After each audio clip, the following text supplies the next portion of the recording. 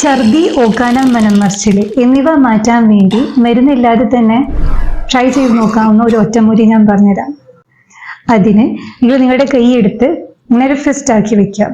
എന്നിട്ട് ഫിസ്റ്റിന്റെ ജസ്റ്റ് അടിയിലായിട്ട് 3 വിരൽ വെക്കാം. ഈ 3 വിരൽ വെച്ചതിന് ശേഷം ഈ പോയിന്റില് നമ്മളുടെ ഈ ഏറ്റവും അടിയിലുള്ള വിരലിന്റെ ജസ്റ്റ് താഴെയുള്ള ഈ പോയിന്റ് മാർക്ക് ചെയ്യുക. എന്നിട്ട് ഈ പോയിന്റുമേ കൈ തുറന്നതിന് ശേഷം ഫേം ആയിട്ടുള്ള പ്രഷർ അപ്ലൈ ചെയ്തുകൊണ്ടിരിക്കുക. ഇവിടെ 2 ടെൻഡൻസ് വരുന്നുണ്ട്, ഫ്ലെക്സർ ടെൻഡൻസ് എന്ന് പറയും. ആ ടെൻഡൻസിന്റെ ഇടയിലുള്ള സ്പോട്ടാണിത്. PC6 എന്ന് പറയും അക്യുപ്രഷറിൽ. ഈ PC6 ഇങ്ങനെ ഫേം ആയിട്ടുള്ള പ്രഷർ അപ്ലൈ ചെയ്തുകൊണ്ടിരിക്കുക. വേദനിക്കാൻ പാടില്ല. ഫേം ആയിട്ടുള്ള പ്രഷർ ഇങ്ങനെ അപ്ലൈ ചെയ്തുകൊണ്ടിരുന്നു കഴിഞ്ഞാൽ നിങ്ങൾക്ക് മരുന്നില്ലാതെ തന്നെ ആ ശക്തമായിട്ടുള്ള മനം മറിച്ചിലും ഛർദീനെ നമുക്കൊന്ന് കർബ് ചെയ്യാൻ പറ്റും, കുറയ്ക്കാൻ പറ്റും.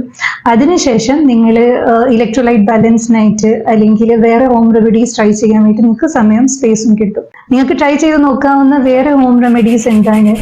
2 ടേബിൾ സ്പൂൺ ഇഞ്ചി നീരിൽ ഒരു പിഞ്ച് സോൾട്ട് ചേർത്തിട്ടോ, അല്ലെങ്കിൽ 2 ടേബിൾ സ്പൂൺ ഇഞ്ചി നീരിൽ ഒരു 1/2 ടീസ്പൂൺ ചെറുനാരങ്ങ നീര് ചേർത്തിട്ട് അതൊന്ന് കുടിച്ചു നോക്കാം. പിന്നെ ഛർദി ഉള്ള കാരണം നമ്മൾ ഡീഹൈഡ്രേഷനിലോട്ട് പോകാനുള്ള സാധ്യത കൂടുതലാണ്.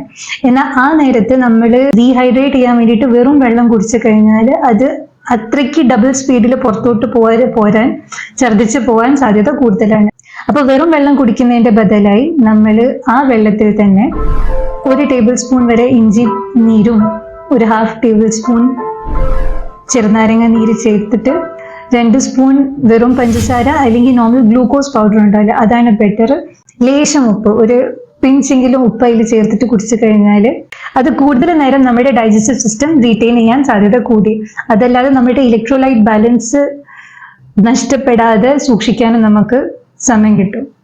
പുതിന ഇല, ജീരകം, വലിയ ജീരകം, ഇതൊക്കെയും നമ്മുടെ ഈ ഓക്കാനം വരല് അല്ലെങ്കിൽ ഇങ്ങനെ ഡൈജസ്റ്റീവ് ആയിട്ടുള്ള ഇറഗുലാരിറ്റീസിനെ ബാലൻസ് ചെയ്യാൻ വേണ്ടിയിട്ട് ഹെൽപ്പ് ചെയ്യുന്നതാണ്.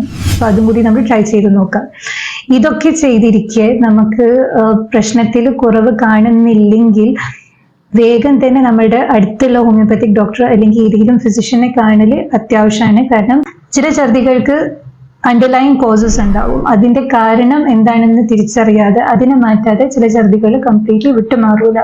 അപ്പൊ അക്കാരണം കൊണ്ട് വേഗം തന്നെ നിങ്ങളുടെ അടുത്തുള്ള ഫിസിഷ്യനെ കാണൽ അത്യാവശ്യമാണ്.